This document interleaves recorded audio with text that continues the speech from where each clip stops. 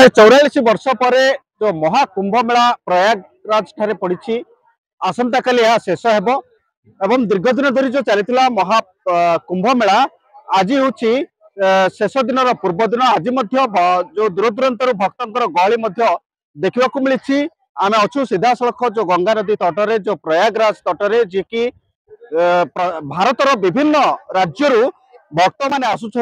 बुड़ पार्टी मुझे सीधा सड़क देखा चाहिए मो सहयोगी को कि भाव लोक बुड़ दौरान एवं वर्तमान समय 5 घंटा पर आसी पहुंची जदि आम देखा गंगा नदी तटरे प्रबल गहली लग रही आमर गंजाम बेगुनियापड़ू बहु भक्त आसछंती सहित सीधा आलोचना करबा जेहेतु आसंता काली महाकुंभ मेलार परिसमाप्ति घटुची एवं आज भी एठारे प्रबल जनसमागम बा भक्तंकर जनसमागम देखा मिलुची। संतोष कुमार साहू सुमंडल समिति मेंबर जहाँ अनुभव ता भाषा रे कहि होबनी बहुत खुशी लगुची ये पवित्र कुंभ मेला को आसी 144 वर्ष पर ये जो महाकुंभ आसी महाकुंभ को आमे आम ब्लॉक रो बहुत सरपंच समिति मिसिकी आसथिलु समस्ते मिसी एटा आज बुड़ देलु बहुत खुशी अनुभव करुचु एटी बहुत साधु सन्तु को दर्शन कलु ये जो पवित्र भूमि रे आमे पाद देलु सेटा होची हम पई बड़ कथा। जय गंगा माया मो बेगुनियापड़ा ब्लॉक बुरझरी ग्राम पंचायत सरपंच दिनचंद्र जेना निश्चित भाव में ये एक सौभाग्यर कथा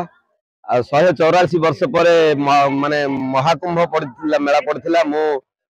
जानुरी 29 तारिख में आसती पुणी आउ थे आसवाई जगह को आउ थे मोर मन है पुणी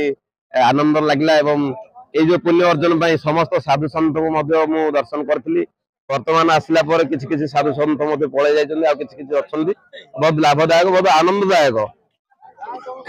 सुधाकर प्रधान बेगुनियापड़ा ब्लॉक रो वाइस चेयरमैन ये पृथ्वीर बृहत्तम कुंभ मेला जी कि 144 वर्ष तले हुए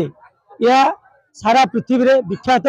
आज की 1.5 मास यह होता जागर को तार अंतिम मुझे खुशी अनुभव कर महाकुंभ मेला मो बेगुनियापड़ा ब्लॉक रो किसी सरपंच समीसेवक एवं मो परिवार आज कुंभ मेला बुड़ स्नान कलु एति मो गर्व अनुभव और मु शिव को आसवाई मु धन्यवाद। आमे दिगापड़ा आसचु आमे केबे भी स्वप्न सुधा भाभी नथलु जे आमे ए संग आसिकरी आमे जोग देई पारू आमे एठिके आसीथिबारु बहुत बहुत धन्यवाद। बहुत माने सेरा भाषा रे कहि होबनी जेतिके खुशी लागुची आमे सेरा तो अनुभव हमरो बहुत किछ अछि किंतु एडा गोटे मोर सब दिन पई बहुत बड़ अनुभूति हेकी रही जिवो एरा मु केबे भी आशा करि नथिल जे मु एठिके आसिकी बुड़ पकेई पारिबी ई एतिकी दर्शन आमे करि पारिबो।